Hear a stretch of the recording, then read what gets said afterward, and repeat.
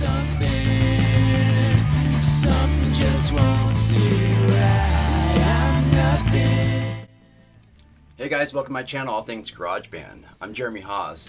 In this video, I'm going to show you guys how to use the free third-party plugin called the mvMeter2 by TBProAudio, I believe. Pretty sick. It's a level meter. It's a VU meter. It has little hands that do this, and it shows you if you're going into the reds or if you're clipping your signal, because if you clip your signal, you're going to get that natural distortion or that digital distortion. You don't want that. And you don't want your tracks or project too quiet either. So when you go to play it, it's really important that you get this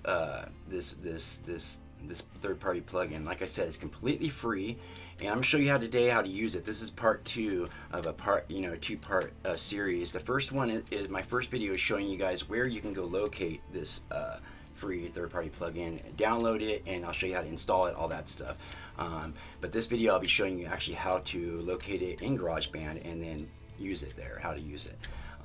It's awesome. I wish I would have learned about this a lot sooner, but since I've learned about it, I've been using it. I use it every day in GarageBand. It's a must-have. I use it more than any other plugin because unfortunately GarageBand doesn't come with a good stock level meter or VU meter. Yeah.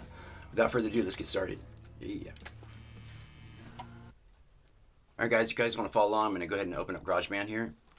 And I'll be working on this. I'll be using this song to show you guys how to use the mvMeter2. Okay, and now this song's called "Poor Me." It's a song that I've already created. I already mixed and mastered and put out. And anyways, I've actually working on it because it's a really long song, so I'm shortening it now and stuff. So I thought, hey, might as well show you guys how to use the VU meter with it, because I actually use the VU meter to do the song.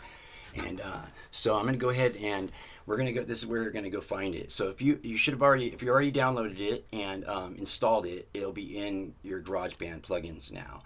Like I said, if you haven't, then you can check out I'll put it in the thumbnail at the end, or you can go to my channel, All Things GarageBand, and I'll show you with the first video, the first part. I'll show you where to go find that and download that for free and install it. Okay. So anyways. Let's go down to, all right, next you're going to go ahead and we're going to click on this guy right there. That'll bring up your tracks and your master track. We want to go over to master track, okay, because that track's all just separate tracks, individual tracks. Okay, so master track. Now, this is where all your plugins are on your master track, okay? So we're going to go down here to the very last plugin. That's where you want the mvMeter2, okay? That's where all your sound goes through. It's the last sound output. That's where all your plugins, all your instruments will be going through. Final thing it goes through, and you want it to be there. Okay, that's dogs.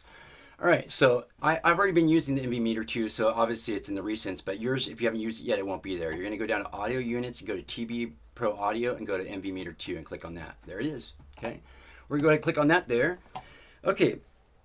Awesome, there it is. Awesome. Now next we're gonna go and we're gonna click on the initial. Okay, we're gonna click on that, and that should bring up this window. We're gonna go down to factory and go down to peak. That's what you want to have it on for what I'm showing you guys here. Okay. Yeah, that should work. All right, and so then I'm gonna what am I gonna do? Oh yeah, so we got it at peak now. So this is what I'm going to explain next. Okay, this is the sweet spot. This is where you want these little hands to go. You want it to be in between -3 and -6 right here, okay? You don't want it to go any higher than -3. You want to give yourself some headroom, what they say, headroom. Because if it goes to 0 or anywhere close to 0 and it starts to go over in the red, it's going to digitally distort. It's going to clip the signal.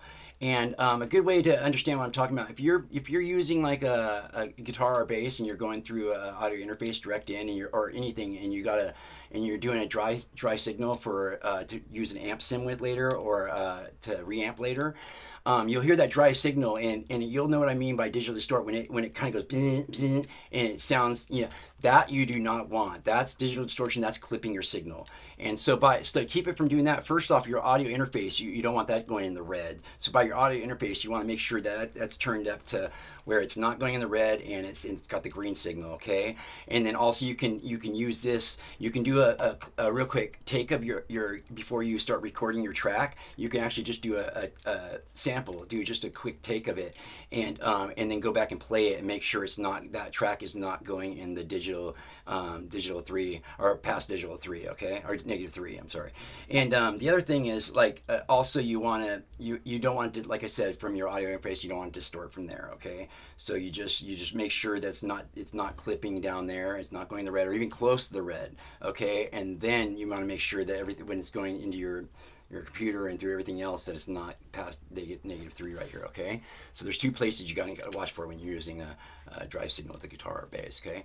So, but it will jump down lower than -6, that's fine, but you don't want it too low. So like I said, you want it in between -3 and -6. That doesn't mean that you want it to bounce back and forth right between there. I mean, it's if the hand just goes up to -5 or -6, that's still okay. You're still in the right range, but you just don't want to go past -3. So like, okay, and next off is what these guys are down here is this. Let me hit play real quick, and I'm going to show you what I'm talking about. This will show you where it's going, where the final, where it's.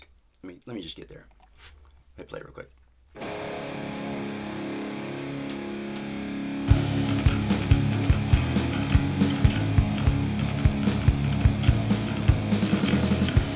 Okay, that's exactly what I wanted to show you.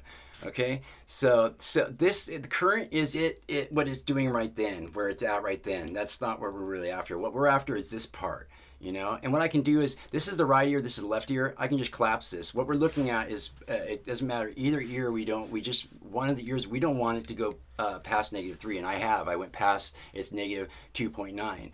You know, so what I'm going to want to do now is I'm going to want to go and make sure that turn down whatever it is that's causing that. But that's the static mix, and that's another, like a whole nother story, and I'll explain what that is. Let me explain real quick. Static mix is, if you're going to be doing all this, you want to use this for if you're going to be mixing and mastering. After you got all your instruments, all your vocals, everything recorded, your song's done, you want to go through and turn everything, all these straight up, and take off all your plugins, all your reverbs, your delays, all that stuff. Except if you're doing like a dry signal and you're using an amp sim, you can leave that on, and whatever the amp sim has, whatever this, like here, let me show you real quick.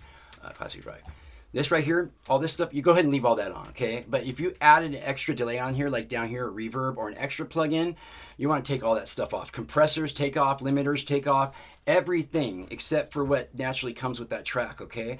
And and then and I'll show you guys how to do this in another video, more intense. But basically, you'll go through each track while that mvMeter2 is on, okay?